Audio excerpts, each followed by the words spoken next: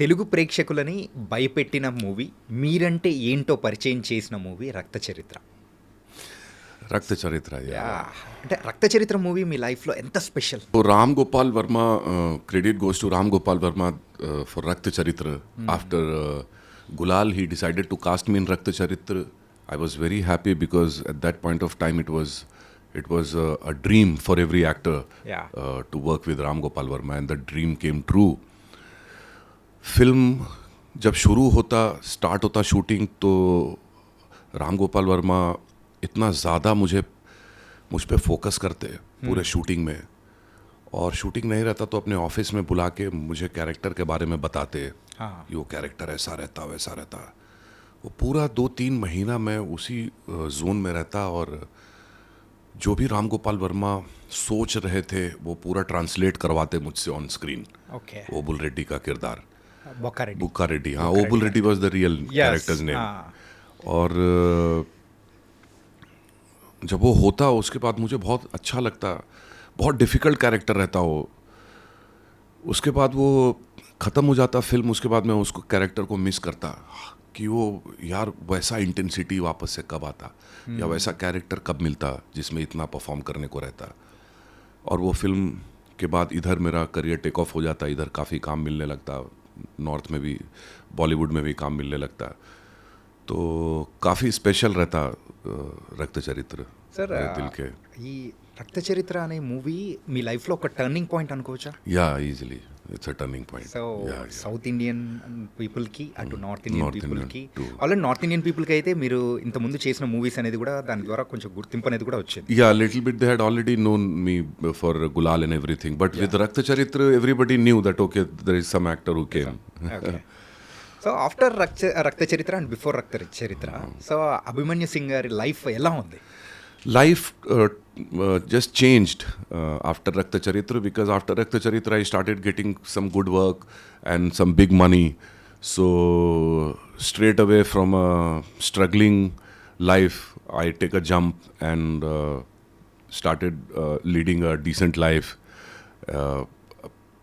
तभी मेरा बेटी पैदा हुआ था, तो मैं फिर उसको अच्छे स्कूल में एडमिशन कराना, ये वो सब शुरू हो जाता. तो वो पूरा रक्त चरित्र के पहले और रक्त चरित्र के बाद एक अलग ही एक नया जन्म होता है, ऐसा मैं कह सकता हूँ. నైస్. ఆ బొక్కారెడ్డి క్యారెక్టర్ సో ఆ స్టడీ చేసే టైంలో you taken nearly 2 months time అని చెప్పేసి అన్నారు టు స్టడీ దట్ క్యారెక్టర్, ఆ ఎన్విరాన్మెంట్ కానీ ఎవరికి. సో దీని గురించి సపరేట్గా ఎవరైనా క్లాసెస్ తీసుకోవడం కానీ, లేదా రాయలసీమ అక్కడ అంటే ఆ ప్లేస్కి వెళ్ళి అక్కడ ఉండడం కానీ, రీసెర్చ్ కానీ అలాంటి ఏమైనా మీరేమైనా చేశారా? Ram Gopal Verma knew every single detail about the character and the story. So he told me everything, and he asked me that do you want to go that side, just look around. I said no sir, whatever, because Ram Gopal Verma बहुत अच्छा narrator रहते.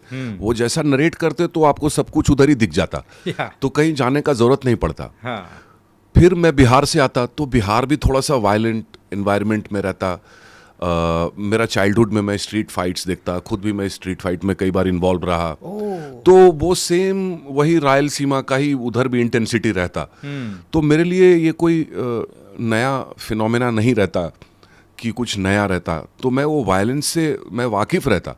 अब उसको मुझे करने का है, तो वो एक चैलेंज था बस. ఓకే. సార్ ఈ స్ట్రీట్ ఫైట్స్ సో ఎప్పుడు చేశారు ఇవన్నీ? Yeah, street fight used to happen at that point of time in Patna when I was growing up, like 15-16 years old, and sometimes those fight used to turn very ugly. And me and couple of guys are hitting each other. ऐसा 20 feet के distance पे, 10 feet के distance पे एक दूसरे को बड़े बड़े ब्रिक से मार रहे, पत्थर से मार रहे, ऐसा सिचुएशन भी आता उधर. Okay. और फिर धीरे धीरे my father realize that now the things are getting worse, and all this kids जिसके साथ मैं लड़ाई करता वो लोग मेरे लिए कुछ और प्लान करते. तो फिर थोड़ा सा वो हुआ, और मैं वहाँ से निकल गया पटना से और दिल्ली चला गया पढ़ने के लिए. ఓకే. अभी जब मैं वहाँ पे जाता हूँ, वही लड़के जिनसे मेरा फाइट होता था वो सब मुझे देख के खुश होते, और वो बोलते कि अरे मैं तेरा ये देखा फिल्म, वो देखा फिल्म. अभी सब दोस्त हो जाते. पर वो टाइम काफ़ी स्ट्रीट फाइट्स होते थे. उस टाइम थोड़ा सा वायलेंट माहौल था, हर गली में एक क्रिमिनल रहता, ऐसा आप समझ लो. ఓకే. ఓకే. ఓకే. లక్కీ మీరైతే ఇలా యాక్టర్ అయిపోయారు. We are very happy. అంటే ఈ ఫిల్మ్స్లోకి రావాలని చెప్పేసి ఎలా అనిపించింది? అంటే మీ బ్రదర్ త్రూ అలా అనిపించిందా ఇంట్రెస్ట్ అనేది, లేకపోతే ఎలా? Brother, who brother? Chandrachud Singh? Yeah. No, he is not my brother. Not your brother? No, What no, the- no, no. Yeah, internet మొత్తం I know, me I know. brother అని అంటున్నారు. हाँ, ये पूरा का पूरा मिसकॉन्सेप्शन रहता, पर Okay. मेरा कोई नहीं रहता इंडस्ट्री में. मैं पहला आदमी आता और इधर ही अपना स्ट्रगल करता और मैं खुद ही अपना जगह बनाता. तो चंद्रचूड़ सिंह का छोटा भाई रहता, उसका नाम भी अभिमन्यु सिंह रहता, ఓకే. और वो प्रोड्यूसर रहता और हम दोनों सेम कॉलेज में रहते. वो मेरा सीनियर रहता, तो इसीलिए वो पूरा कंफ्यूजन रहता. वो भी राजपूत रहता, मैं भी राजपूत, पर वो चंद्रचूड़ राजस्थान से रहता, मैं बिहार का रहता. సార్ మరి చంద్రచూడ్ గారు మీ బ్రదర్ కాదు. So then how your film journey started? मैं आया इधर और बॉम्बे आके मैं ऑडिशंस में जाने लगा. कहीं सिलेक्शन नहीं होता तो मेरे को समझ में आ जाता कुछ प्रॉब्लम है मेरे में. तो फिर मैं थिएटर करता. ఓకే. तो थिएटर करता तो थिएटर में काफ़ी लोग आते, शो देखते. लकली मैं मकरंद देशपांडे के साथ थिएटर करता, जो काफ़ी वेल नोन रहते इंडस्ट्री में. ఓకే. तो उनके फ्रेंड्स आशुतोष गवारेकर, गोविंद निहलानी, श्याम बेनेगल, ऐसे डायरेक्टर्स आके प्ले देखते उनका. तो उसमें एक दो अच्छे डायरेक्टर्स ने देखा, जैसे आशुतोष गवारेकर ने देखा, तो टेलीविज़न में उन्होंने अपनी सीरियल में मुझे कास्ट किया. तो ऐसे थिएटर से मैं सीरियल में गया సీరియల్. ఓకే. और फिर सीरियल से मूवीज़ में आया. तो स्टेप बाय स्टेप స్టెప్ करके బై స్టెప్. ఈ బాంబేకి ఎప్పుడు వచ్చారు మీరు? In which year you started that? I started 2000. The 2000. moment I came, I started doing theatre and Manoj Bajpayee saw my play, Airawat, और उन्होंने मेरा नाम रिकमेंड किया राकेश मेहरा को, और राकेश मेहरा ने मेरा कास्टिंग किया अक्स में. ఓకే. हाँ, तो वो मेरा पहला मूवी था. ఓకే. చాలా క్విక్ గా మీరైతే ఏంటంటే థియేటర్స్ చేస్తేనే Yeah, theatre, yeah. The life Yeah. ఉంటుంది అని అనుకొని Yeah, మీరు changed. Yeah. సో అక్సా. Aks, yeah. Aks. With Amitabh Bachchan and Manoj Bajpayee. Yeah. But unfortunately the film flopped. तो उसके बाद फिर कोई काम नहीं रहता, तो फिर मैं थिएटर में चले जाता. Okay. और फिर थिएटर सीरियल करके फिर वापस से आता అండ్ धीरे-धीरे. ఆఫ్టర్ అక్స్ మరి లక్ష మూవీ అనేది కూడా हाँ, చేశారు. Laksh also I did. Yeah, Yeah, yeah. Laksh yeah. movie లో A ఒక small cameo part, हाँ, cameo, role. yeah. 2 speeches I gave. Yeah, एक हिंदी that was में, एक very इंग्लिश में. powerful. हाँ, powerful speech. Yes, yeah. yes, yes. So ఎలా జరిగింది సార్ అప్పుడు? So how it happen? అంటే బ్రేక్ అంటే గ్యాప్ ఏమైనా వచ్చిందా Yeah. అక్స్కి అండ్ లక్ష్కి? Laksh, I think 1.5 hours gap, 1.5 year. 1.5 year. Yeah, okay. yeah. So 1.5 year I was doing theater. तो थिएटर करता था, कहीं से फिल्म के लिए कॉल आया तो वहाँ जाके स्क्रीन टेस्ट किया. तो लक्ष्य के लिए मुझे याद है कि स्क्रीन टेस्ट होता मेरा, ఆహా. और स्क्रीन टेस्ट के बाद वो लोग बोलते हैं कि आपका सिलेक्शन हो जाता. मैंने कहा कौन सा रोल? तो बोला ये रहता रोल. मैंने कहा ये रोल यार, सिर्फ 2 स्पीच दे रहा मैं. हाँ. बोला यही रहता सर, क्योंकि आप कितना भी रोल रहने तो ये रजिस्टर हो जाता, क्योंकि आप इतना लंबा उधर स्पीच देते. ఓకే. तो मैं फिल्म देखा तो मुझे रियलाइज हुआ कि हाँ, ऋतिक के फ्रेंड वगैरह जो बनते, वो लोग कोई लड़के रजिस्टर होते नहीं, Yeah. पर वो स्पीच दे के आप Speech रजिस्टर हो है, जाते हैं. हाँ. సార్ ఈ గ్యాప్ అనేది కూడా ఉంటుంది. సో ఇంట్లో ఎలా సపోర్ట్ చేశారా? లైక్ ఏంటంటే ఫిల్మ్స్కి వస్తామనేటప్పటికి so people also some people parents also not supportive, your supportive kind of. మీకు ఎలా ఉంది supportive from See, my support, the thing is that my parents wanted me to compete UPSC and become an IAS officer. IAS officer? हाँ, तो जब वैसे ही मैं उनको झटका देता कि अब मैं फिल्म इंडस्ट्री में जा रहा है, तो उनका मूड ऑफ हो जाता. पर शुरू में तो मेरे को पैसा चाहिए ही था, तो मैं लेटर लिखता था. तो माँ पैसा भेज देती थी, लेकिन एक लेटर लिखती थी बहुत वो बिटर की, जब हम लोग तुमको बोले कि तुम जाके यूपीएससी करो, आईएएस बनो, आईपीएस बनो, तुम किए नहीं.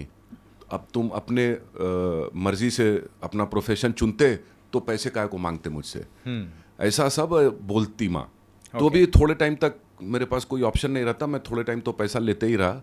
उसके बाद फिर मैं थोड़ा बहुत मॉडलिंग शुरू कर देता बॉम्बे में, ఓకే. और वहाँ से थोड़ा पॉकेट मनी आता. फिर वहाँ से धीरे धीरे समहाउ बहुत ही मतलब एक कम पैसे में कैसे स्ट्रगल करके धीरे धीरे मैं आगे बढ़ा.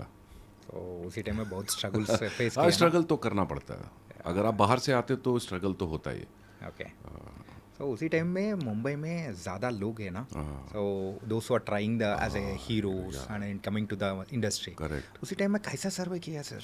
It was very difficult time. Yeah it was very difficult time because एक दिन आपको ऐसा लगता कि सब कुछ सही हो रहा है, और फिर 2-3 दिन के बाद लगता कुछ नहीं हो रहा है. हाँ ये जो चीज़ रहता ना, जैसे आपको एक स्क्रीन टेस्ट के लिए कॉल आता, आप जाते, आप स्क्रीन टेस्ट में शॉर्ट लिस्ट हो जाते, तो आप ये सोचते कि आप सेलेक्ट हो जाते, आप अच्छा मूड में रहते, आपको लगता है चलो शॉर्ट लिस्ट हुआ, मैं हो सकता है सेलेक्ट हो जाऊँ, फिर आप सेलेक्ट नहीं होते, फिर पता चलता 2-3 महीने तक एक स्क्रीन टेस्ट भी नहीं आता आपके पास।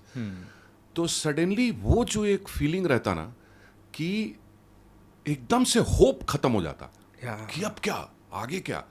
और इतना बढ़िया ब्राइट स्टूडेंट था मैं, वो पूरी पढ़ाई का करियर छोड़ के सडनली ऐसा इनडेफिनिट, हाँ, इंडस्ट्री में आना, मतलब एक रिस्क तो रहता ही।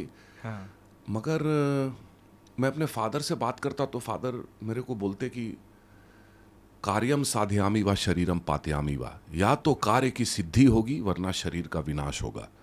ये बात सोच लो, अगर ये बात सोच लेते तो तुम सक्सीड कर जाते, डू और die.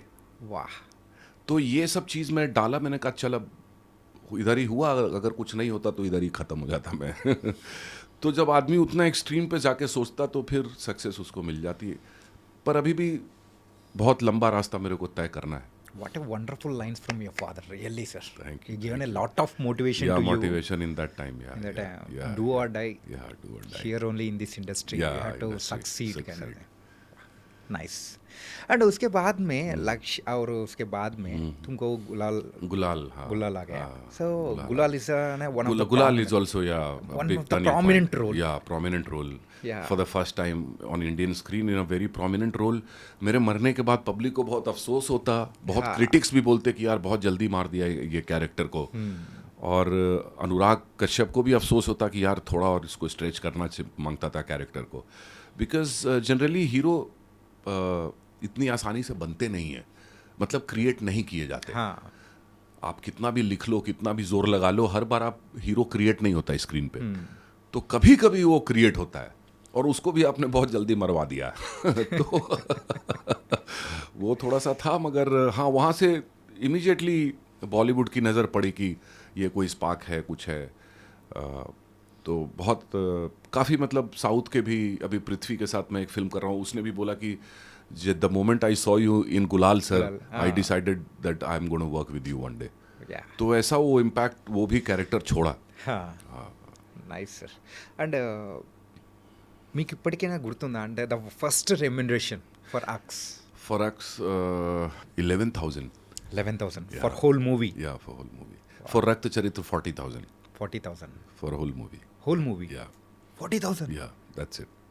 But you created an too much impact sir. Yeah. అంటే after Rakta Charitra definitions, calculations మొత్తం చేంజ్ అయిపోయింది కదా. Immediately after that, when I did Gabbar Singh, around 40 lakhs I got. So straight away that much jump. Okay. So let's talk about the Gabbar Singh. Yeah, Gabbar So, Singh was a Power great star. experience. Yeah, great experience, because Pawan sir was very busy, so Harishankar decided to start the shoot with me. He said, sir मैं आपके साथ शुरू कर देता, वो पवन sir आ रहे हैं कहीं से। मैंने कहा चलो ठीक है, मैं करता हूँ, मेरे पास है डेट्स। तो 10 days वो मेरे साथ शूट करता, सिर्फ मेरे सीन्स। ओके. हाँ, मेरा इंट्रोडक्शन सीन चल रहा, अब मिट्टी विट्टी लगा के मैं बैठा हूँ, वो सब हो रहा, और करते करते कुछ और बर्नी गारू भी साथ में, तो बहुत अच्छे एक्टर्स का उधर हो जाता कल्मिनेशन, और बहुत अच्छा फील होता। और जब पवन सर आते तो मज़ा आता उनके साथ, तो बहुत ग्रेट पर्सन रहते हो, और इतना सपोर्टिव रहते, और एकदम कुछ भी इंटरफेयर नहीं करते, जो डायरेक्टर कर रहा वो कर हो रहा। तो पहले ही पता चल जाता कि ये पिक्चर भी सुपर हिट होता, और ग्रेट एक्सपीरियंस रहता हो। और जब वो फिल्म आता तो जो पब्लिक का रिस्पांस, मैं पागल हो गया, मतलब ऐसा रिस्पांस आता उसका। సార్ గబ్బర్ సింగ్ మూవీ కంటే ముందు చాలా ఫ్లాప్స్ ఉన్నాయి సార్ పవన్ కళ్యాణ్. పవన్ కళ్యాణ్ గారి ఫ్యాన్స్ అంటే ఫ్యాన్స్ ఎక్స్పెక్ట్ చేస్తున్న మూవీ గబ్బర్ సింగ్ తో వచ్చేటప్పటికి, ఈవెన్ నేను కూడా ఇక్కడ ఒక నార్మల్ థియేటర్లో చూసాను అనమాట యాజ్ ఎ ఫ్యాన్ గా. లిటరలీ ఆ whistle, dance, lot of things has happen in the day. But thank God, I mean, with that film again he came back, and again he proved that he is the best. Yeah. So उसी time में तुमको थोड़ा magical moments with Pawan Kalyan sir कुछ भी है? बहुत सारा है, बहुत सारा बहुत। हाँ, मतलब वो ऐसे ज़्यादा बात नहीं करते, लेकिन मुझसे काफ़ी बात करते थे, और वो कुछ भी तुरंत समझ जाते थे। जैसे एक पाइप जो मेरे मुंह में डालना है, जिसमें से स्मोक निकल रहा है, वो एकदम हीटेड हो जाता, क्योंकि वो सन में शूट कर रहे हैं। ओके. तो वो बोलते कि वो माइक पे पूरा पानी डालो। अब मेरा दिमाग वहाँ तक नहीं जाता, बट वो इतना एक्सपीरियंस्ड वो रहते हैं कि उनको सब पता है कि हाँ कहाँ पे कैसे क्या हो रहा है। तो काफ़ी उनके साथ मेरा अच्छा रिलेशन रहा, अभी भी है। और अभी भी वो कोई भी फिल्म करते हैं तो सोचते हैं कि मैं उसमें काम करूं। अभी पिछली बार भी ऐसा हुआ था, पर कुछ वर्कआउट नहीं हो पाया। मैं कहीं ऑलरेडी ल्यूसीफर पार्ट 2 कर रहा था, ओके तो वो नहीं हो पाया। पर बहुत जल्द अभी हम लोग एक फिल्म कर रहे हैं, ओजी। Yeah. तो OG will release very soon, I guess. So one by one. Yeah, After yeah. రక్త చరిత్ర Yeah. came with Gabbar Singh. So ఇలా ఒక్కొక్కటి మాట్లాడుకుందాం sir one by one. So Rakta Charitra టైంలో సో మీ కంప్లీట్ ఇంట్రడక్షన్ కానీ, సో ఆ మట్టిలో ఉండి ఆ ఇంట్రడక్షన్స్ అది కానీ, so what's the best scene for you in that movie? The best scene is where my brother comes and he tells me कि तू बुक्का बहुत बाहर खतरा है, तू जेल के अंदर ही रह। And I spit on his face and I से कि तू हमारे बाप का तू बेटा है कि नहीं, मतलब हम लोग कौन से फैमिली से बिलोंग करते हैं, तू ये भी भूल गया। और बहुत उसको गुस्सा आता। फिर फादर का डेथ सीन मेरा फेवरेट सीन रहता, जब वो फादर मर जाता और वो बॉडी लेने आती अश्विनी, और वहाँ पे नहीं चाहते हुए भी अचानक से उसका हाथ चलने लगता उस पे, और उसके गन पॉइंटेड है फिर भी वो डर नहीं रहा, बिकॉज वहाँ वो पॉइंट पे उसका सब कुछ ख़त्म हो जाता है। उसको वो फील कर रहा है एज इफ वो ऑलरेडी मरा हुआ है, तो उसको कुछ डर नहीं रहता। तो वो बहुत ही अजीब सा कुछ सीन आया उसमें। आरजीवी ने बोला कि जाते जाते इसका गन लिक कर लो, तो वो एक शॉट जो गन में ऐसे लिक करके गया, वो भी कुछ अजीब सा ही हो गया। तो बहुत ही, मैं जब खुद देखा तो मैंने सोचा मैं ये हूँ क्या। Without dialogues, complete with expressions. చంగా అరాచకం అంటారు. So you can say this proper massy word. starts also. Yeah. So he's just entering, smoking and just putting petrol on the body. Yeah. And it was amazing. And coming to the Gabbar Singh sir, so best scene? Gabbar Singh, best scene I would say with me और पवन sir का जो action sequence रहता है उसी में ज़्यादा मज़ा आता मुझे। ఓకే క్లైమాక్స్ हाँ, episode? Climax episode. Okay climax episode में मज़ा आता, बिकॉज वो स्टार के सामने आप आमने सामने रहते तो ही उसका जो चैलेंज और उसका जो मज़ा है हाँ. वो तभी रहता उसमें। Okay. So what's the best compliment have you got from these movies, from especially from Telugu industry? A lot of compliments I have got. People say that sir, मतलब मैं यहाँ बाहर निकलता हूँ तो मुझे तेलुगु ऑडियंस इतना प्यार करती है कि आपको बिलीव नहीं होगा। मतलब लोग घेर लेते हैं, और सिद्धप्पा नायडू, बुक्का रेड्डी, हाँ, तो वो मुझे मेरे कैरेक्टर के नाम से बुलाते। वो मेरे लिए सबसे बड़ा कॉम्प्लीमेंट रहता। ఓకే. कि वो हर कैरेक्टर जो मैं किया उनको वो याद रखते और वो बोलते कि ये कैरेक्टर के नाम से बोलते हो। ఇంతకు లైలాలో మీ క్యారెక్టర్ పేరేంటి? रुस्तम। రుస్తం. ఇంక నుంచి రుస్తం అని పిలుస్తారు మిమ్మల్ని. అభిమన్యు సింగ్ అనేది మర్చిపోయారు అందరూ. బొక్కారెడ్డి, సిద్ధప్ప నాయుడు, ఇలా అన్ని క్యారెక్టర్స్ అనేది కూడా. ఓకే. అండ్ ఇంకా ఇలా చెప్పుకుంటూ వెళ్తే రామ్లీలా హిందీ మూవీ, సో అది కూడా చాలా పెద్ద హిట్. అందులో మీది కూడా one of the big character. So it was an turning point character. So how it went sir? Very good. Ramleela, working with Sanjay Leela Bansali was an experience in itself, because he's a genius. उनको हर कुछ का knowledge रहता, dialogues का, wall के colour का, music का, costume पहन के आते उसमें क्या ऑफ रहता वो भी उनको पता चलता। Okay. तो वो एक कंप्लीट रहते, उनको सब कुछ पता रहता। हाँ. कहाँ क्या हो रहा। कोई एक्टर ने सेकंड टेक में 1 सेकंड का भी ज़्यादा पॉज लेता तो वो बोलते कि इस बार तुमने ज़्यादा लंबा पॉज क्यों लिया। तो आप एज एन एक्टर शॉक्ड रह जाते कि मैं जो परफॉर्म कर रहा हूँ मेरे परफॉर्मेंस के अंदर ही आदमी काउंट कर रहा सेकंड्स। ओके. तो ये प्रिसीजन वो आदमी का रहता। फर्स्ट डे जब मैं जाता उधर तो मुझे कोई बोलता, उनका असिस्टेंट आके कि अरे सर आपको डायलॉग याद होता क्या? मैंने कहा क्या हुआ, अभी तो डायलॉग मिला मुझे। क्यों ऐसे कर रहे हो भाई? आज बंसाली सर का मूड बहुत ऑफ रहता, वो मेरे को बोलता। ओके. तो मैं उसको बहुत बुरा झाड़ता। मैंने कहा just get lost and never show me your face again. Bhansali sir का मूड ऑफ रहता है, ये तू मेरे को काय को आके बता रहा। व्हाट्स द पॉइंट इन हाँ, व्हाट्स द पॉइंट? मतलब मेरे को तू नर्वस करना चाहता, क्या करना। खैर तो मैं उधर जाता, बंसाली सर कहते कि अपन रिहर्सल कर लेते, मैंने कहा सर सीधा टेक करते हैं और वो रॉ स्टॉक पे शूट कर रहे थे तभी रामलीला। हाँ तो शुरू होता है, 1-2 टेक होते, रीटेक होते, वो बोलते कि मैंने आपको बोला आप पहले रिहर्सल कर लो। Sir give me 2 minutes. उसके बाद मैं शुरू होता फटाफट 1 टेक में, और वो बहुत खुश हो जाते। अभी भी कोई उनसे मिलता है तो वो रामलीला की बात निकलती है तो मेरे कैरेक्टर के बारे में वो ज़रूर बात करते। okay. तो संजय लीला बंसाली एक ऐसे डायरेक्टर हैं कि अगर आपने अच्छा काम करके उनको नहीं दिया तो आपकी ऐसी की तैसी है, और अगर आपने अच्छा काम करके दे दिया तो लाइफ लॉन्ग वो आपके फैन हो जाते हैं। Sir nice.